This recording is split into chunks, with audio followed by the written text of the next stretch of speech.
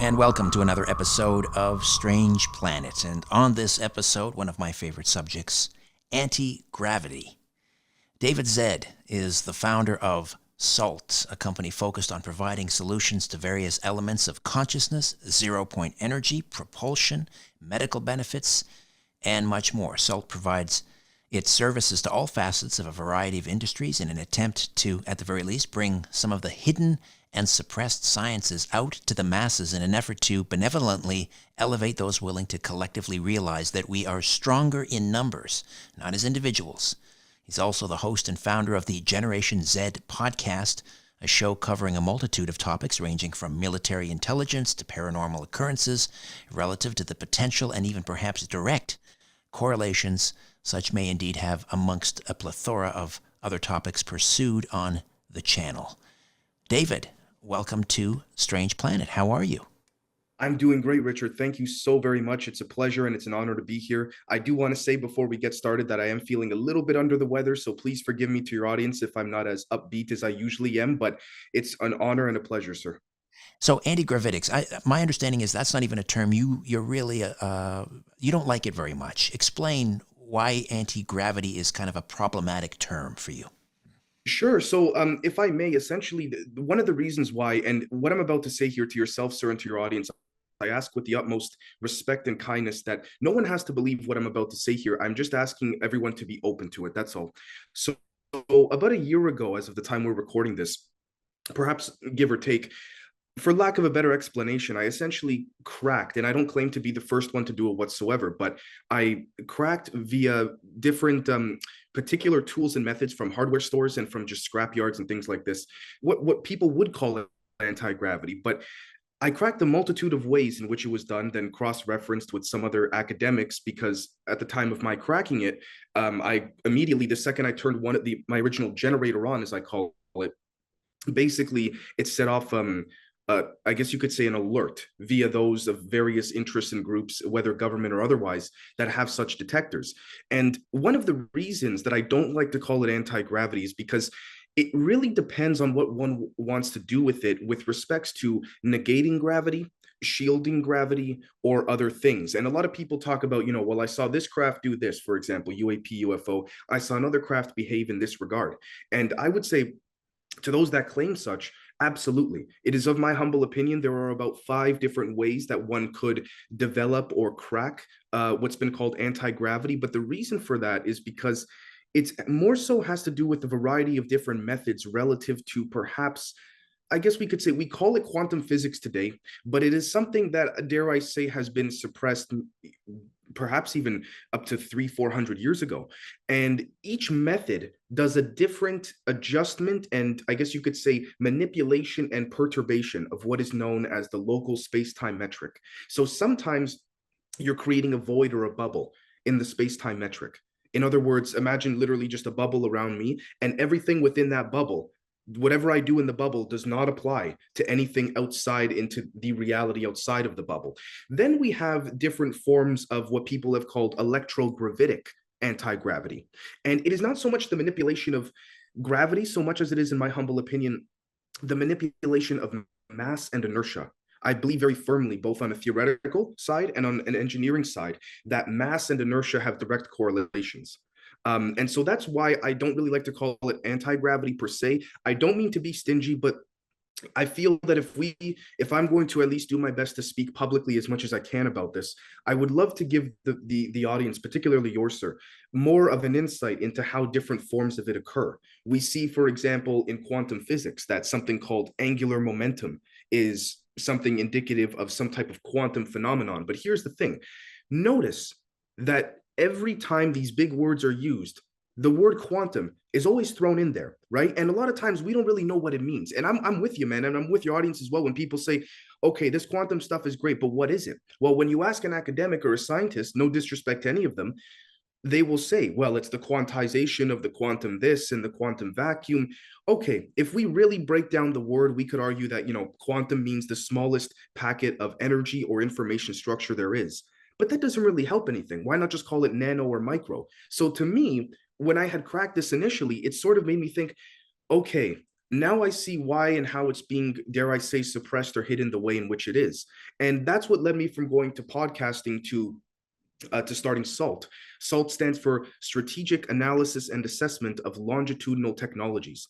We do everything from consulting to private interests to other world governments that are not really in the know as much as, say, for example, the United States may be, or Britain, or Russia, or China. And we do our best essentially to provide presentations, albeit classified ones, because of the fact that as beautiful as this energy is, very unfortunately, it can be weaponized very easily as well.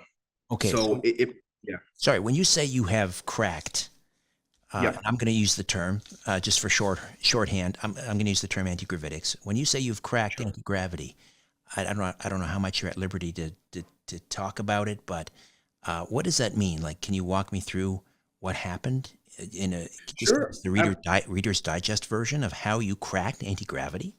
Sure. Essentially, well, if I may start from the beginning, I started my podcast, Generation Z podcast, about 2 years ago, perhaps at this point, 2.5 years ago. And I had no intention of getting into the scientific engineering field, let alone the academic realm.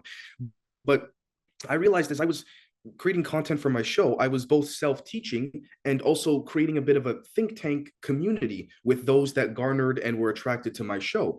And on our patreon.com/Generation Z, we hold 2 to 3 times per week group Zoom calls where we simply explore ideas, and no one claims to be right or wrong. And so what started happening was, as I made more and more content and I found things, for example, on the dark web, some things that are not so privy to be accessible on places like Google, for example, I said to myself, you know what?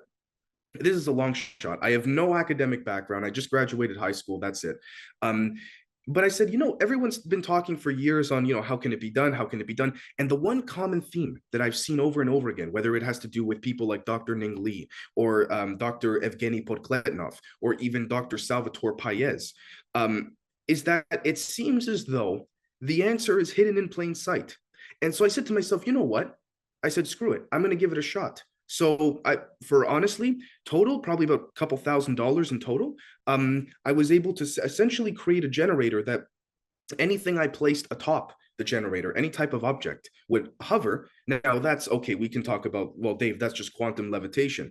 And this is where I would say, absolutely. But can we make it propagate? Can we make it go flying immediately? And that's basically essentially what I did. Now, unfortunately, after I turned this thing on and all of that, interestingly enough, my email on my podcasting side got swarmed with people from the academic realm, people who are, very nice people personally. Unfortunately, I can't mention a lot of their names because they wouldn't be my friends anymore if I did, probably. But essentially, it was a very interesting scenario where I was approached. I got some warnings, some knocks on the door saying you better stop it, this and that. And then I said to myself, you know what? Someone's got to give this a shot. And I'm not saying I'm the one. There are many people trying to pursue this. But then I said, let me give a presentation to some people in the DoD. And there was one group specifically that gave me a shot at first, and I'm very grateful for it. And from there, I then branched off into other groups of the Department of Defense. All my presentations have unfortunately become classified. Nobody has yet to laugh at me in that regard, which it doesn't bother me either way. And then I started getting emails from people, for example, believe it or not, sir, I don't know how the word spread, but people from, for example, Hollywood, people from other parts of the world that said, Dave, we see that you have guts in trying to pursue this, and people behind the scenes, it's a small world. People talk. And I said, okay, but what's going on here? They said, well, we've been abducted ourselves, or we at least think we have. And we've spent many, many hundreds of thousands, sometimes millions of dollars on trying to figure out what happened to us. And they said, they go, because it's, rumor is that you've cracked it and you're not particularly under any NDA, but you do know the line that you can't cross before getting disappeared. Would you be able to assist us in that form of consultation? I said, absolutely, no problem. So from there, that's when things started rolling. And then I had more and more academics from various fields essentially reach out. And since then, I'm currently working on trying to get some of my papers declassified and put into the public literature. Because I do believe, sir, that there is a way some of this technology can come out without creating an issue or ripple in various industries. And I also believe that humanity is owed it to a large extent. So you built, you have no post secondary No, sir. education. You have no background in science, technology. You built this generator from parts you salvaged or bought at a hardware store. You built a generator. Whatever you place on top of the generator um, levitates. Right. I can use that word, and then Yep. it also will take off and as you, the term you used is Essentially, propagates. It propagates. precisely. A little bit of an adjustment needs to be made to allow for the propagation, but yes, essentially, quartz crystal marble ball going flying through the ceiling, putting a bowling ball on top, not propagating as much because things do need to be proportional to the energy you're using. So I needed more energy, and to get that, again, ironically enough, there isn't anything in the consumer market that seems to allow for it. So that's when things started to get a little iffy, but proof of concept was proven and How long done. did it take you Yes. to build that generator? How many attempts? About, okay, so here's the thing. In terms of building it, probably 48 hours. But in terms of preparing to go from, I rigorously studied various papers for example, Dr. Ning Lee, Douglas Torr, Sir Roger Penrose, for example, Dr. Hal Puthoff, many other people. And essentially from there, Dr. Eric Davis, Dr. Salvatore Paez, I took probably about almost a year of self-education with respects to teaching myself various aspects of propulsion, physics, we could say electrical engineering, a little bit of ceramics engineering, chemistry, and optics. And I realized something, which is that one must have not a specific understanding of any particular, we could say, a subject within STEM, science, technology, engineering, mathematics, but one must simply have a general overview of it all. And so to me, that speaks to this idea of, perhaps, forgive me for sounding overly conspiratorial, but a deliberate butchering within the academic community. So that, say, for example, Richard, you're a physicist, I'm a chemist. You and I get into a back and forth. We never end up making any progress because we're too focused on, oh, Dave, screw you. I'm a physicist. Stay in your lane. You see what I mean? Right. So essentially studying papers like, for example, the Aronoff-Bohm effect, studying papers like Miguel Javier out of MIT, SU2 group symmetry. So I had taken many months to understand and run equations and model it theoretically in various forms, Richard Feynman's scattering operators, things like this. Just self-teaching, sir, just reading off of, the internet and just writing down on pen and paper and then saying, okay, after I felt intuitively, I was ready. I said, okay, now how can I apply it practically? What does this So generator look like? Just, I mean, is it bigger than a bread box? I would say it's probably about 4 feet in height and maybe 2, 3 feet in width. And you just It's plug not, it in, turn it on? yeah, it's not, actually, it doesn't need to be plugged in either. It takes the energy from what we call empty space. 0 point? Is that what Yes, you, sir. Yes, sir. all right. And the moment you switched it on, everything changed. Is Yep. that when you started to get emails, even though you didn't publicly announce? Okay, so Right. Right. And I that's understood after about a week after why and how that was the case. Yeah. because Yes. they, whoever they are, whatever you activated, it showed up somehow on their radar.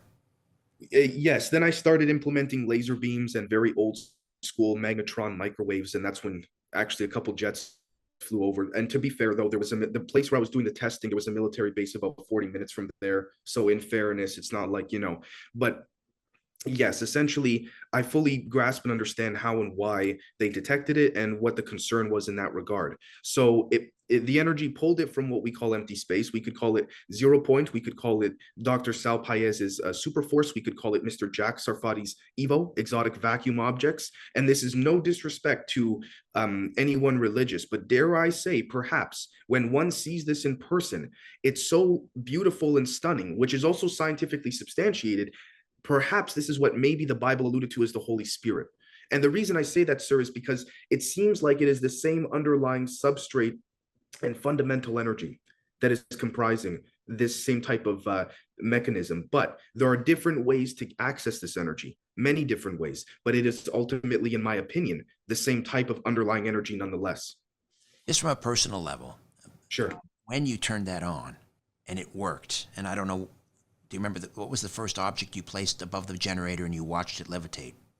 It was a very small marble ball. Okay. When you saw it work, what was your reaction?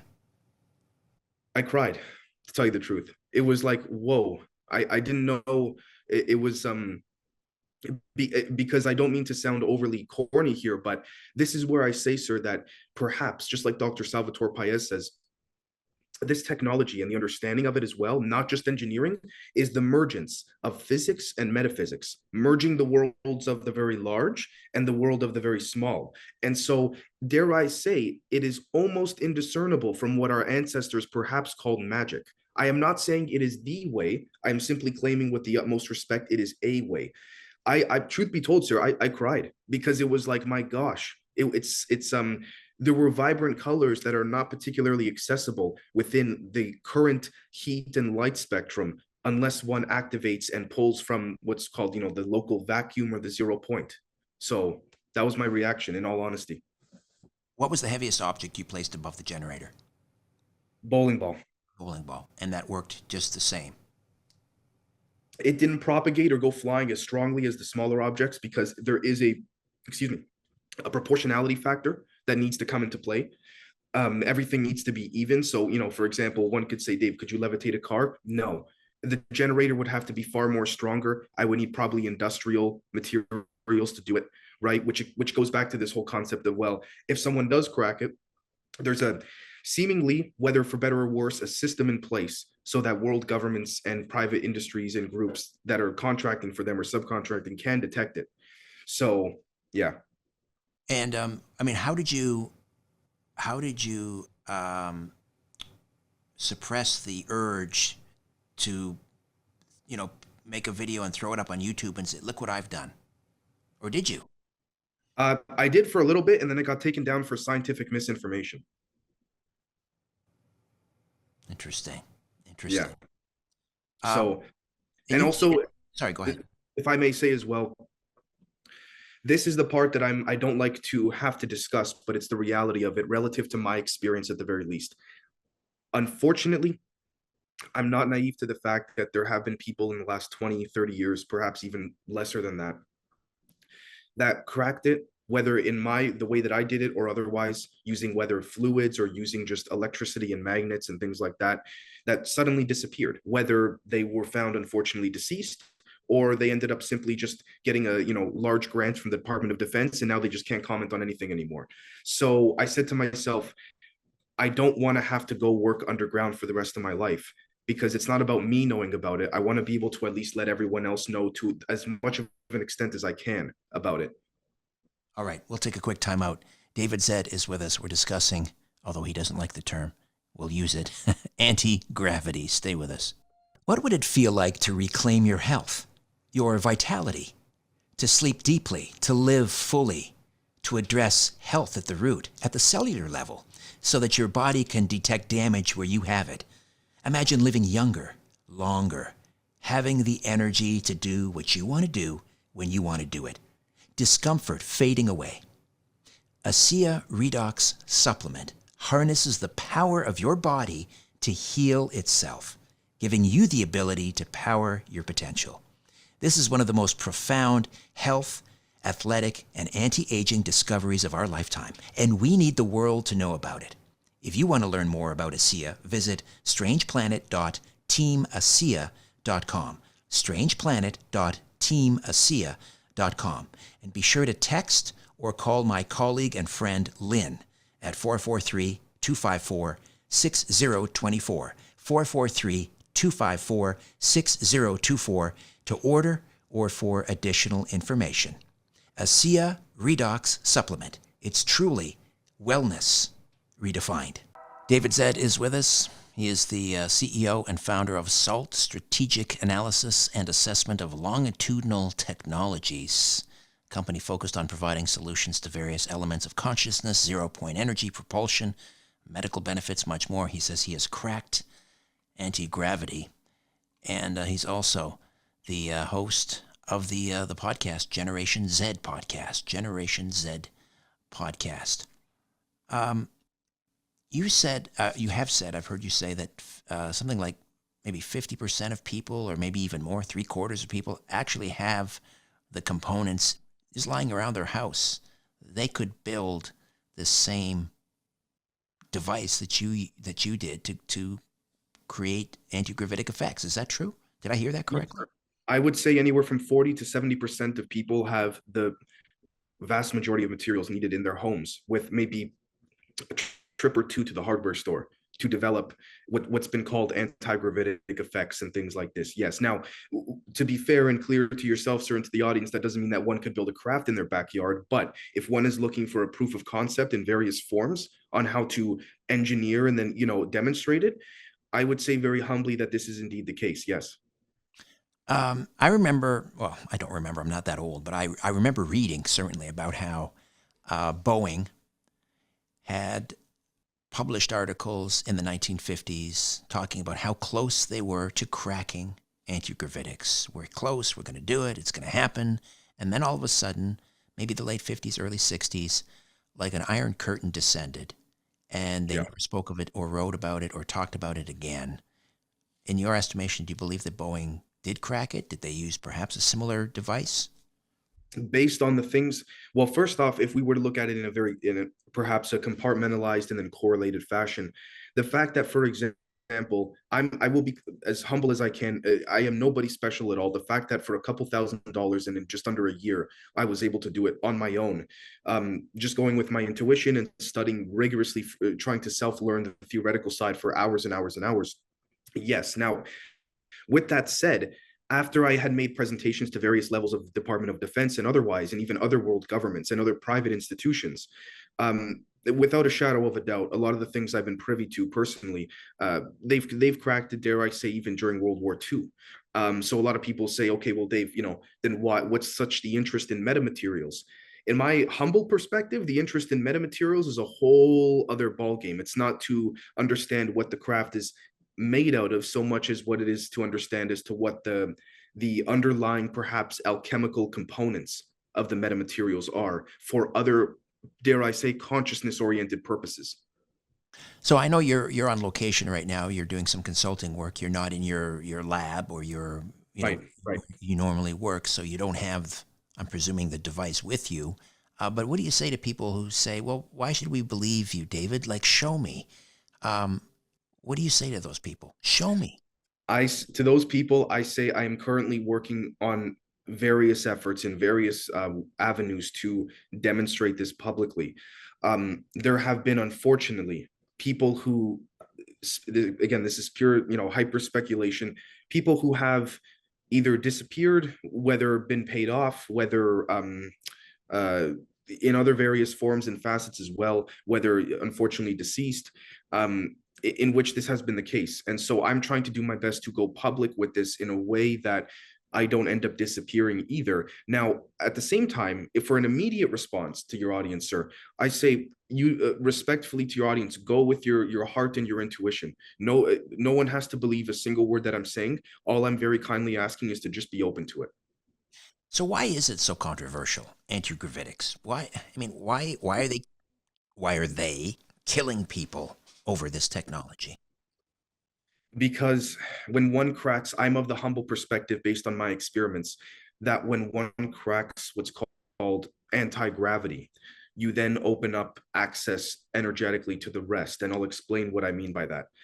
By cracking anti-gravity, by simply tilting the generator in one way or another, you have now enabled a form of, dare I say, I have to watch my words here, something quite dangerous that could be weaponized and put guns out of business like there's no tomorrow.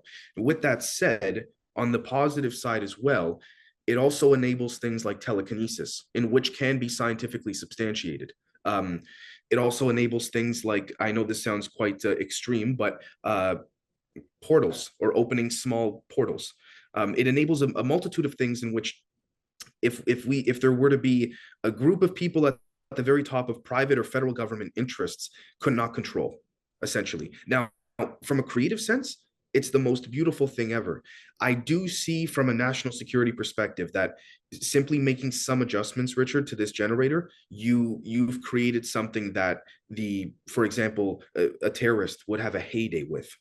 And this is where it gets iffy. And that's, to a small degree, I don't agree with it, but I understand why it's been kept quiet. But I also think a lot of this can come out without it being weaponized and anything dangerous like this.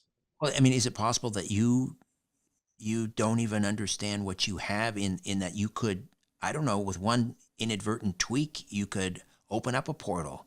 You could, I don't know, cause some sort of chain reaction in the cosmos that could lead to like annihilation. Well, I'll tell you as well, Richard, that to your point, sir, I accidentally set off a couple of EMPs during experimentation. This is as beautiful as this technology is. It's also very dangerous as well. Um, I've since had to protect myself with lead lined gloves and things like this as well. And yes, to your point, it can cause quite a bit of damage. Now, to be fair as well, again, that doesn't mean that I think it should stay hidden or suppressed. Hence why I'm actually trying, speaking with people like yourself, which I'm very grateful for. But it does enable things that, for example, world governments would completely lose control over. For example, what are they going to do? Say that you can't open a portal after 7 p.m. at night, right? It's This is the thing. How do they enforce it? Now, I'm not saying I agree with that, but there are very unfortunately as many benevolent people as there are out there. There are also malevolent people as well. So what I've been doing with Salt, if I may say, is that I've been writing a white paper, consulting reports for various private interest groups. Dare I say, even people that are looking to invest in this in a private sense, that just want to understand it more, and even countries in some cases around the world, in which some I have contracts with and others that I'm still working on trying to solidify and land those contracts, if you will. But the reason I'm bringing all this up, sir, is because I want there to be a way for this to get put into the public academic peer-reviewed literature. And I say that because once it's in the literature, what then happens is after a couple handful of years of theoretical suturing and discussion between different, academics, we can then take that and bring it to the industrial market or the commercial market. And then from there, we can introduce it into the consumer market. So in other words, I wish I could go, Mad Max, me versus the world. I'm just going to put it out there. But I will say, if I can give a very strong hint to you and your audience, there have been people on social media that have cracked some forms of it who disappeared after. And that is another thing as well. So some people listening right now may actually be familiar with a couple of the individuals I'm alluding to, but that's the other issue as well. All right, David, we'll take another time out, come back, and continue to discuss how you cracked anti-gravitics. What would it feel like to reclaim your health, your vitality, to sleep deeply, to live fully, to address health at the root, at the cellular level, so that your body can detect damage where you have it? Imagine living younger, longer, having the energy to do what you want to do when you want to do it. Discomfort fading away. Asea Redox Supplement harnesses the power of your body to heal itself, giving you the ability to power your potential. This is one of the most profound health, athletic, and anti-aging discoveries of our lifetime, and we need the world to know about it. If you want to learn more about Asea, visit strangeplanet.teamasea.com, strangeplanet.teamasea.com, and be sure to text or call my colleague and friend Lynn at 443-254-6024, 443-254-6024 to order or for additional information. Asea Redox Supplement. It's truly wellness redefined. Welcome back. David Zed, aka David Rossi, is with us, founder of SALT, a company focused on providing solutions to various elements of consciousness, zero-point energy, propulsion, medical benefits, and much more. We were talking about some of the ancillary effects, if I can call them that, from this generator that you say is capable of creating anti-gravitic effects. I think you mentioned telekinesis. What about time travel, teleportation? This is when it starts to get interesting. Yes, because as I said earlier, I do believe that there is, in fact, and this is more for perhaps those interested in the science angle, there is a direct correlation, in my humble view, between mass and inertia.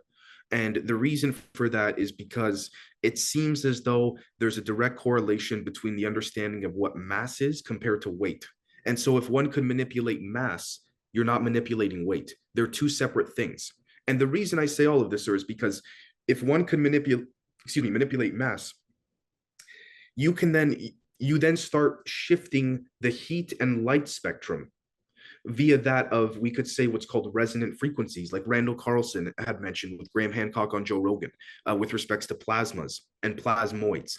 I very firmly believe that that is absolutely one way of tapping this type of energy, implosion instead of explosion, if you will. But the reason I bring all this up is because when one can manipulate mass, you can manipulate the local time vector. You can also manipulate, for example, you can essentially do things that the Bible and other ancient texts in the literature, amongst a plethora of different cultures, have described. And it becomes indiscernible from magic. And if I may say as well, I don't claim to know everything whatsoever. As a matter of fact, Richard, I will say to you and your audience, the more that I discover, whether on the theoretical side, the engineering side, or both, the more questions I have. But to me, from a philosophical perspective, that speaks to this idea that the joy is in the journey. So to me, it speaks to this idea of constant pursuit, where something is quote unquote magical until it could become substantiated by science. And then after that, we then say, okay, we figured out what this is made up of and how that works. But then how does the other, I guess you could say, fractalized state of that work? And so you're constantly pursuing these different forms. And dare I say, it's a very actually meditative thing, in my opinion. It's a very beautiful thing because it speaks to this idea of constantly pushing forward, understanding not necessarily the technology, but the science. I firmly believe there's a difference between science and technology. I think we are a species perhaps rediscovering generally the same methods and apparatuses over and over again, where we are focused these days too much on, for example, I will say that a lot of people are focused on for example, what is the craft made out of? That's all fine and dandy. And I say that with the utmost respect, but dare I say that the craft can be made of the same type of aluminum that one's popcorn bowl in their kitchen is made out of. It's not so much the material as much as what one does to the material in that regard. Right, right. Um, I mean, do you have funding right now? Do you have a proper Uh, lab? Not a proper lab, to be honest with you. I do have funding, but things are still. I just started Salta very recently. For the past year, my life has taken a substantial turn, if you will. I think that about 6 to 12 months from now, I will have hopefully, will have my own laboratory to some extent, and as well as, if I may say as well, the reason that I haven't really focused so much on the laboratory angle as well is because the more one pursues this type of energy in science, not technology, but energy in science, the more one realizes that there is perhaps a direct correlation between what we would call consciousness. Now, I know that's a vague term, so if I may explain, imagine one goes to a movie theater and we understand that a nuts and bolts device, a projector, is projecting light onto the screen for us to watch for our entertainment. Imagine our reality, perhaps. I'm not saying it is, but this is the path I'm following amongst some others. Imagine what we call reality, what we call physical, tangible objects are in fact light projecting something that then becomes denser in a nuts and bolts sense. It's the other way around, in my opinion.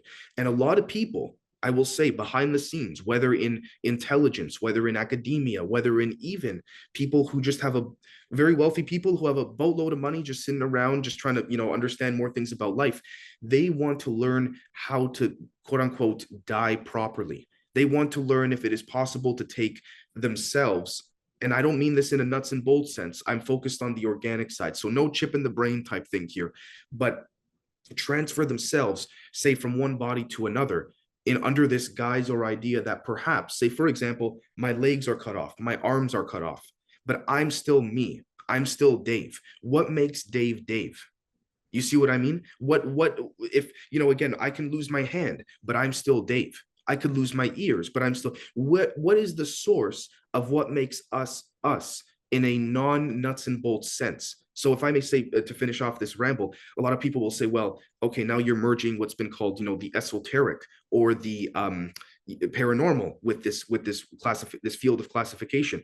I would say humbly, absolutely, because it's sort of like when you shine a laser beam onto your hand. You can't feel it, but you know it's there. It's like carbon monoxide. Oh, honey, the car's on in the garage. It's creating carbon monoxide. I'm going to go turn it off. Well, again, we can liken this to the idea of perhaps a spirit. We know the carbon monoxide, carbon dioxide, it's there. We can't touch it, but we accept it as if it simply is nonetheless. But the second someone starts bringing up, telekinesis or paranormal activity, people start going, forget it, that's nonsense. Well, just to finish off my talk here, we have in science publicly, we have four known forces. We have the strong nuclear force, the weak nuclear force, electromagnetism, and gravity, right? So we have essentially four of those. If we were to draw them out, they would be four nodal points, if you will. There are a couple missing ones. There is a missing key, which in fact actually, dare I say, completes Einstein's theory of general relativity. And so essentially, and also if we were to draw that in a visual sense, you would have the Kabbalah, or what's known as the Kabbalah. If we were to draw those nodes in a connecting manner, we would have half of the Kabbalah, and then we would have the other half as well, unifying the two. And if we connected those nodal points in a visual sense, you would have as what's known as the cave drawings as the plasma squatting man, which brings me back to, I think we were a species rediscovering the same things over and over. So forgive me for the ramble, but I just wanted to make that known to you and your audience. Oh, it's fascinating. It's fascinating. Talk to me about these U.S. Department of Defense slides you obtained. I guess you were messing around on some certain servers on the dark web. What did you uncover? Essentially, if I may, perhaps I could show you one slide, if that's all right with you and your audience. Yes, please. Let me describe it, because we have the video portion, which goes on the YouTube channel, and then there are those who simply listen to the audio on the podcast. So when you'll show me, and then if you can describe it as well.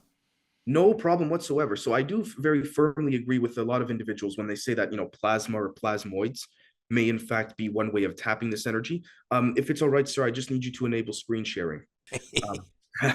So I obtained about 297 slides from the dark web off of a very, let's just say, interesting server, if you will. And it speaks to this idea that these slides were, unfortunately, I've had to crop some of the details out due to the sensitivity of them, but it speaks to this idea of these slides were, early 90s, perhaps late 80s.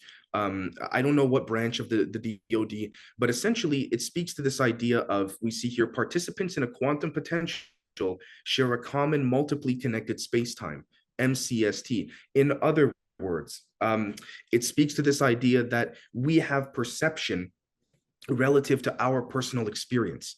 So it's sort of like dropping a magnet down a copper pipe or a copper tube. The magnet, when dropped down the hollow copper tube, will move slower and will hit the ground slower than if you just drop the magnet outside of the copper tube. Why do I bring that up? I bring that up because it speaks to this slide in the sense that people talk about, oh, I was abducted, or I went for a drive, or I went for a walk today, and I experienced missing time. I would not particularly call it missing time so much as that you as an individual, relative to the rest of your environment, both locally and otherwise, experience time differently in that particular regard. Hence my focus on consciousness. And that is what this slide seems to in fact demonstrate. Now, with that said as well, it speaks to this idea that where my mouse is here, unfortunately, I had to crop out because of what was said below it. It says source station in this little yellow box that I've had to crop out, which implies that perhaps we may in fact be, I don't want to necessarily allude to this concept of simulation theory, but it is the closest thing that I can liken it to. Now, I could be very wrong, but when we look at things like this, and then if I may show one more slide as well, we see, for example, many, many years ago, there was what seemed to be some type of device, which I've had to unfortunately cut out certain elements of it as well, that would cure cancer using a 12-foot long plasma tube shortly after World War II. This was found on the dark web as well. This was found on the dark web. Is this DoD as well? Yes, sir. 297 slides off of a particular server from a former lieutenant colonel. Okay. Is the most specific I can get. This lieutenant colonel, unfortunately, is no longer around in the, I guess you could say, in the physical world. But essentially, this individual put out I guess you could say, failsafe, if you will, or a dead man switch or something like this. This lieutenant colonel was very adamant on this stuff coming out, and for many, many years was attacked, ridiculed. But here's the thing I want to make clear as well. I found these slides many, many months after I had already cracked the, we could say, anti-gravitic angle of things. Now, this perhaps, and I will say it publicly, perhaps may have been some of my, dare I say, quote unquote, leverage against some of these individuals, because if something were to happen to me, I have fail safes and other emergency plans for these slides to go to other individuals. So it's kind of one of those situations where I basically said in one presentation to a particular branch of a certain government, listen, either you work with me here and we try and do some good relative to the context of the world, or I don't mean to sound macho whatsoever, but I said, or you off me. So they kind of went with the first one. It's hopefully. Yes, fingers crossed. Giant coil, around 12-foot long plasma tube, and then there's other things on the slide that you cropped out that pertain to essentially it was curing cancers. Yeah, you would lie underneath it, and they had first started testing it on mice, and then it went to humans, and then all of a sudden the French government pulled the funding in the 50s. All right. Well, listen, David, we're just about out of time here, but I'd love to have you back on. Maybe we can go through some other slides and continue to discuss antigravitics, and we didn't get into 0-point energy really. That will have to wait till another time. But it's been great knowing you or meeting you. How do we listen to the Generation Z podcast? Thank you so much, Richard, first and foremost to yourself and to your audience for allowing me to come on and present. And if I may just give a very friendly reminder before I plug my outlets, that again, I'm not asking anyone to blindly believe me. I'm simply asking people to be open to it. Now, one could find me at patreon.com/Generation Z. That is also where we do some of the consulting for SALT. People have reached out on the direct message side of Patreon there as well. As well as you can find me at Generation Z, Z-E-D podcast on Spotify, Apple Podcasts, Podbean, and of course, YouTube. I do have one strike that I've had to take a break for that scientific misinformation video, not medical, but scientific, as well as at Podcast Z on Twitter and Generation Z Podcast, no space, no capitals on Instagram as well. All right. And people can look for those links in the episode notes. David Z, thank you so much for this. Thank you, sir. A new Richard Syrett's Strange Planet drops every Monday, Wednesday, and Friday. Subscribe at strangeplanetpodcast.com.